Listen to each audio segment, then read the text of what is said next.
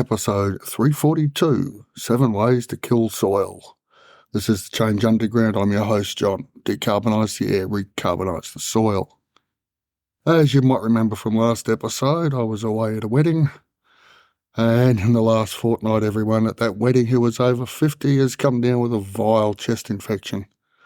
So we've got another repeat this week from back in 2018, I believe, on 7 ways to kill soil and why we shouldn't.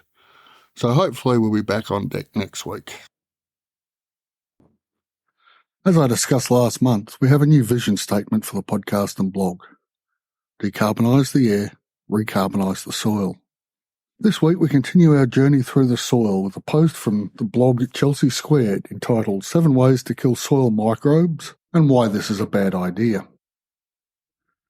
The author, Chelsea Anderson, comes to this post from two separate events which were adverse for her worm farm. In one case, the worms went walkabout when too many coffee grounds were added to the worm bin. The second event was the result of using chemical-laden potting material from an off-farm source. Earthworms make great canaries in the sense that miners used to keep canaries to check for poison gas in mines. If the earthworms are leaving, we have a problem. They will, naturally enough, no pun intended, move away from things that will kill them.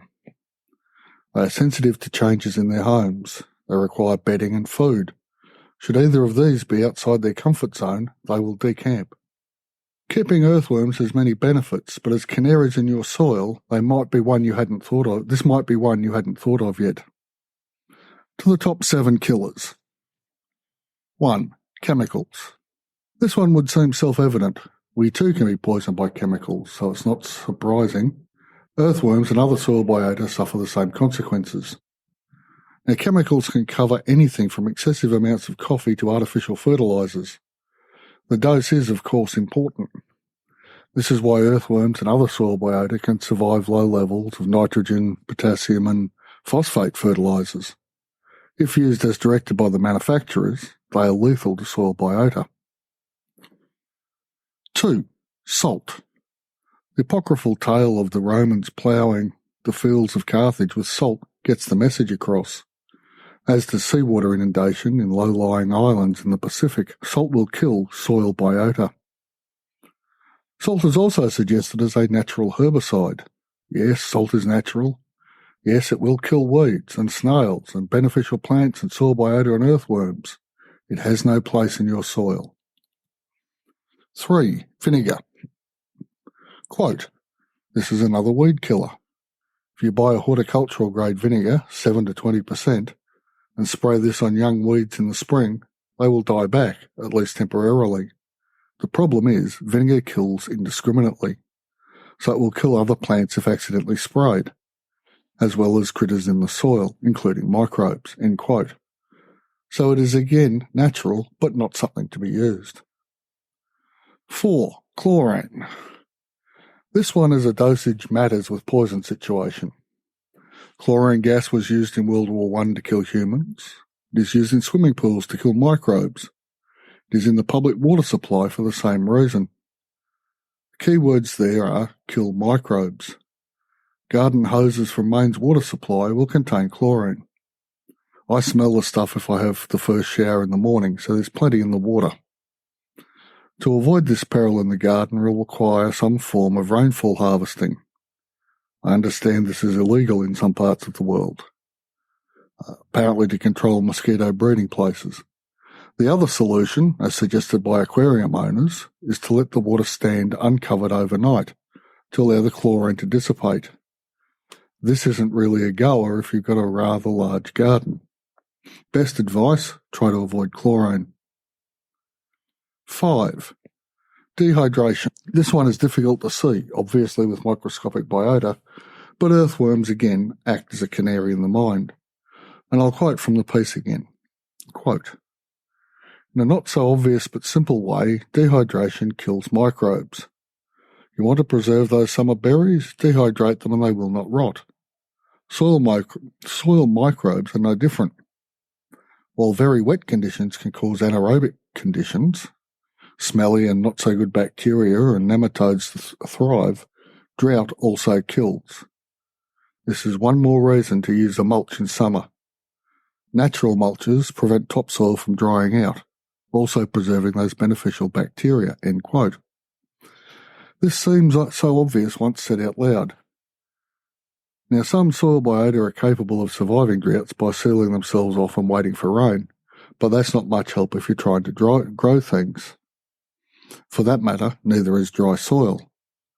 I like the mulch idea. It fits in with the no bare soil principle from last week's episode.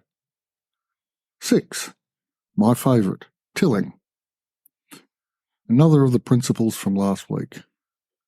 I don't think I can paraphrase better than Chelsea for this point, so here comes a longish quote. Quote, "The no-till garden has gained in popularity over the past decade or so, and with good reason. Mycorrhizal fungus is an invisible to the human eye web in the soil that literally feeds your plants the nutrition they need in exchange for the sugars the plants can produce through photosynthesis of the sun. It's a pretty great mutually beneficial relationship. Plants that have abundant amounts of fungus are less susceptible to disease, pest problems, and also grow stronger, since they are being well fed. Parent trees can share nutrition with baby saplings using this web as well. In a way, nurturing them just as any other living being does its young.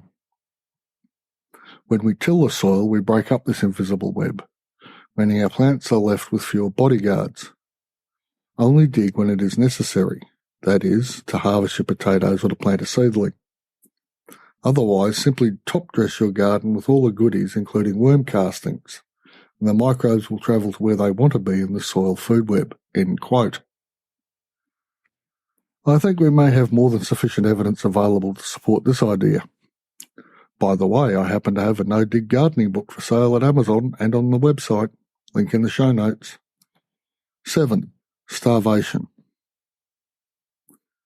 This is a thing which becomes second nature once we change our mindsets from feeding plants to feeding the soil. Organic matter and the correct level of moisture will keep our soil beasties alive and well. Mulching, no bare soil and no tillage will all work together to ensure their dietary requirements are met. Again, to quote the piece, quote, "Microbes, like anything else, need carbohydrates. Naturally, they get them from plants. Photosynthesis produces sugars, and this keeps them going.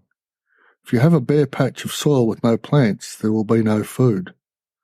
You can artificially add carbs to their habitat through sprinkling the ground with finely milled flour, for example, or by mixing molasses into water and applying this.